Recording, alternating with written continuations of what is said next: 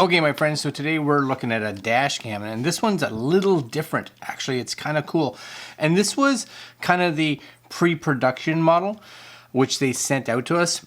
And I think what they're going to be doing is sending us out the final version, which I believe is, from what I've heard, is ready. So you're going to take a look at this. We're going to show you what the pre-production model looks like. And then in a future video, which should be out hopefully soon, they said they were going to send me the updated version of this, which is the version that everybody else out there that backed this crowdfunding campaign is going to be getting.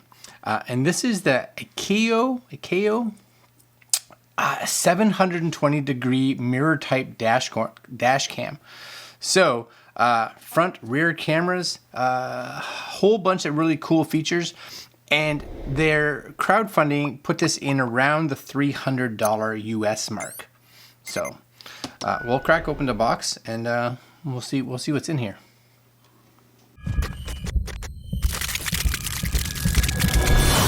So this was their crowdfunding. It was on something called green funding. I've never even heard of that, but it's in Japan, I guess. An era where not only records but also driving becomes super comfortable. Yeah. World's first 720 degree mirror type dash cam. Record front, rear, left, right, up, down images with one unit. So that's really cool, right? It looks like it records with, I'm not even sure if it's just two, like almost like fisheye lenses, how it kind of works. That's my guess. You can kind of see from which camera you want. I think this could be just a really good option, because even for us, I love having a camera. For one, of course, faces outright. We just had a car accident. Yeah. And this would have been really handy to not only just have that front shot, which we had in our car, but a shot of inside the dash as well. So you could kind of get an idea of what was going on in the dash. So I kind of like this.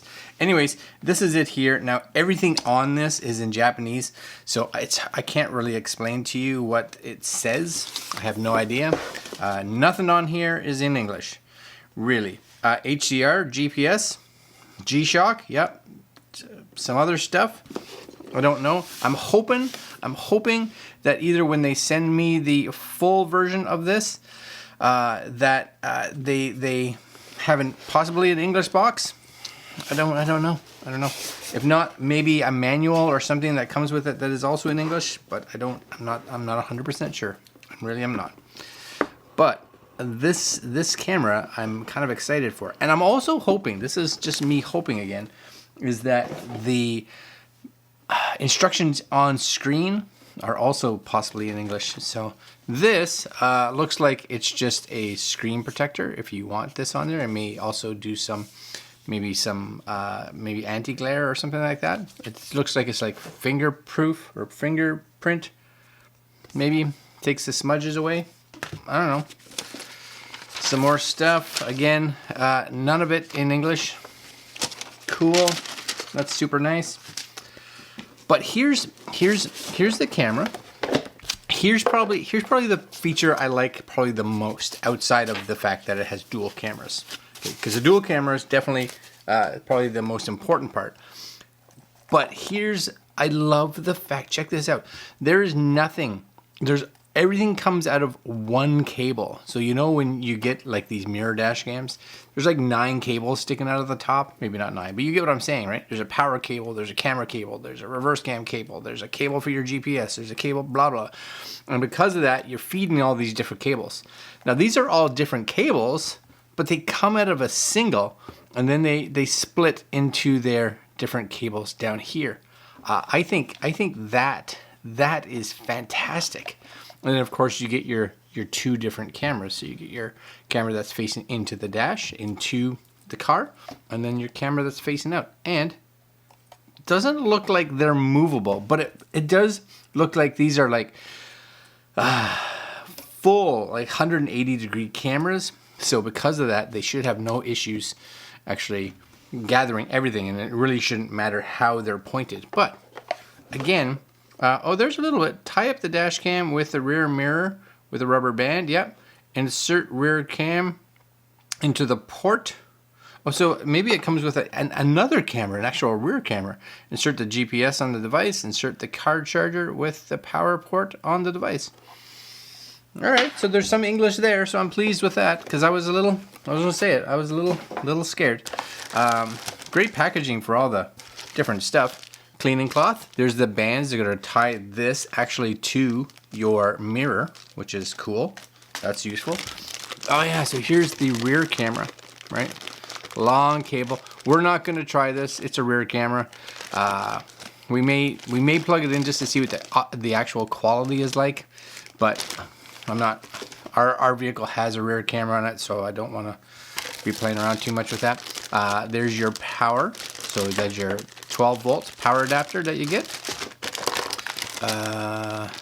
This, I'm guessing, this is if you want to plug it straight in. Looks like it's got a fuse and everything like that. So my guess is that's going to be like a permanent power if you want permanent power. This here is your GPS module. There's your GPS right there. You can stick that on the dash, do whatever you need. And looks like some extra mounting stuff depending on the pieces that you're mounting. And this is gonna tuck and push everything into all the one cable possibly, or multiple once you get near the bottom. That's kind of it. This is really interesting. I love this design though, I have to say. That design there with everything just kind of in that one spot that sits underneath, I like. And for those of us that are traveling, a lot of times I want to be able to, have a camera inside the dash just to be able to talk, right? So I get it outside, inside. You do get like a rear view camera, which is kind of nice. And again, we may plug it in just to see, possibly. I'm not 100% sure. We'll let you know what the footage is like. I'm gonna go connect this to the car, and I'm gonna run it for the weekend, and then we'll come back on Monday. For me, I don't know what day it is for you.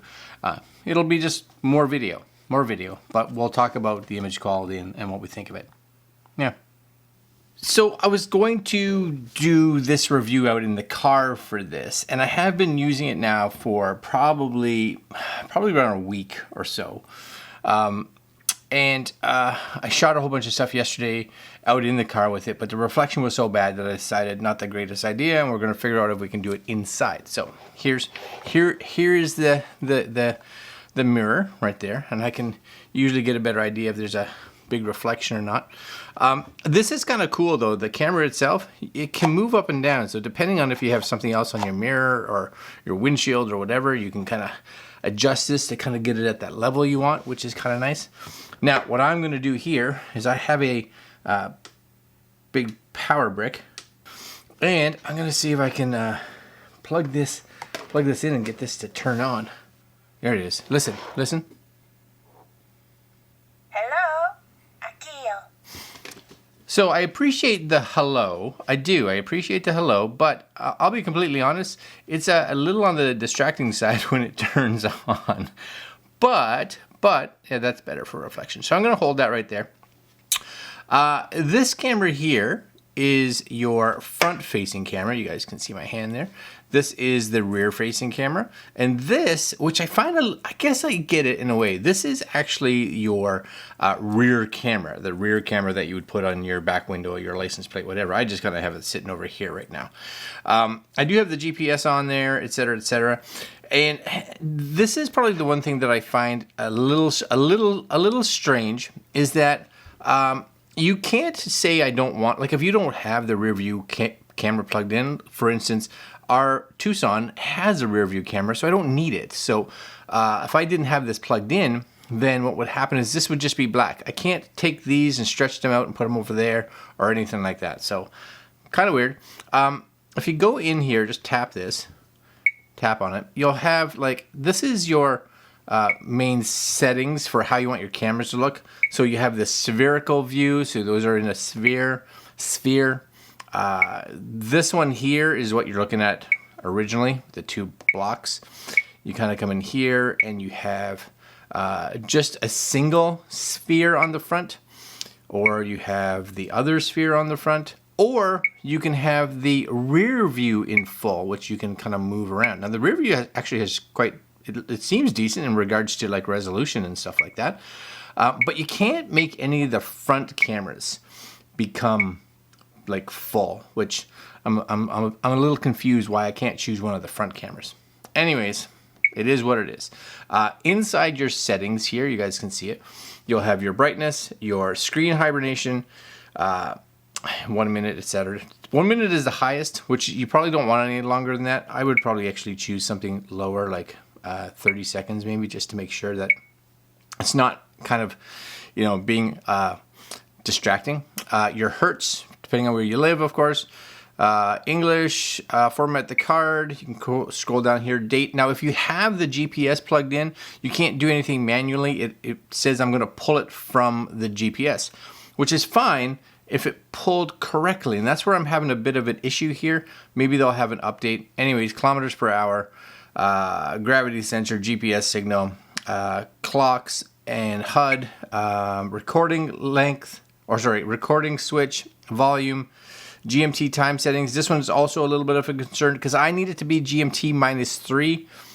And if I come in here, I can't get to -3. I have +4 on one side down to -2. So no matter what I can do, I'm off by an hour. So I'm hoping that they release a firmware update for that. And rear assist if you want that, of course, right? So cool if you want to wire it into everything. Cool, right? Yeah, cool. I think so.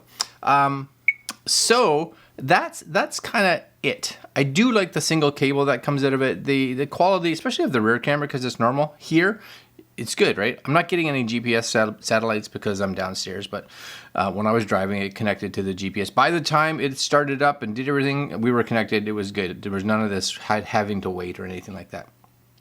A few things I'd like to see. It only does, it looks like 1 minute record sections. So it records a minute, stops it, records a minute, stops it, records a minute, stops it. I'd like to see it. You have the option. Maybe you want to do 1 minute or 3 minutes or 5 minutes, right? It's up to you. Let's bring up my Windows computer because, and I'm bringing up Windows computer because the files on here, because they're like a 3D, or not 3D, 360 file, and there is nothing on Mac that I could get it to work with. Now, on the actual micro SD card, there is a file on there, so that installs the viewer software. So you need that on a Windows computer to be able to see the files that this creates. So just kind of be aware. So I'm going to grab my Windows computer, and we'll continue. Okay, so I think you guys can see this now. I've got the card in there. It comes with the card. The card is actually in the camera already. There's an SD card or a micro SD card slot.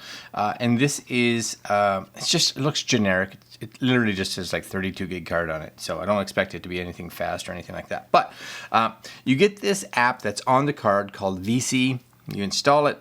Very nice. And it's all in, I don't even know what language this is, you know, Chinese, Japanese, some language that I don't know. I'm just gonna install or grab. This is like the normal, so I'm gonna grab from the front camera, and you can grab any one of these, and all you do is as far as I know, right? You just grab one of these and drag it into here, and at this point in time, right? You guys may be able to see this, right? You even have, it's nice because if you have the GPS going, you get a little map on the side, which actually is kind of cool, right? You can actually see what you're doing. So this is a video, not a very long video, because it's literally right when I stop the car. So let's grab a different video, shall we? Okay, so here you go. So you can see it, and literally from in here, you have the ability to see both cameras separately if you want. Okay, you can see them in the spherical if you want. You can see them in the VR, which means that you can spin around, right? It's very like Insta360 type or GoPro Max type thing, right? But the quality is pretty cool. You guys are seeing it here. Not a lot you can do with it, but it is there, and it seems to have hung on me. There we go. Maybe it's coming off the card, but or maybe it was just us not doing anything, right? I think it's the card is slow. I would, this personal preference, yeah, so it gets to the same point and the card just kind of hangs. So let's do this. I would say the card that they give you, not the fastest card in the world. So let's go back up to our normal, to the front camera, and we'll grab these last 3. That literally is like just 3 minutes. They're not big files again, so I'm not thinking that they're going to be like huge amounts of information. I do really wish that these were Mac compatible, but they're not. It is what it is. Can I grab all 3 of these, bring them over here? And they come. Yeah, so you can move this around. Now the software is not perfect, as you can see here. If I go full screen, it doesn't seem to want to do anything. The software is a little glitchy. For sure. Let's restart that just to see. If you need it in a pinch, it's cool. Is it 360? Yeah, it's cool. Does it work perfectly? No. I'm hoping that the software gets updates, and I'm hoping that the camera itself gets some firmware updates. I love the concept behind it. I do. Let's just try one more time. Bring you over here. Maybe it didn't like the fact that I brought over like 3 files at once. That's better. So now, let's bring this back, make it bigger. We'll just do a screen record for you fine folks. There we go. You should be able to see this now. See me driving around, right? Yeah, see, that's not hanging. So I would either use a faster micro SD card, or I would just copy the files straight to the computer to run. But I do like the fact that you get the little map, and if something happened on the side, you can see it. Now the camera, of course, is exposing. They're not matching perfectly. That's where that exposure line is right there. But that's okay. You can definitely see, right, everything inside there. So is the app perfect?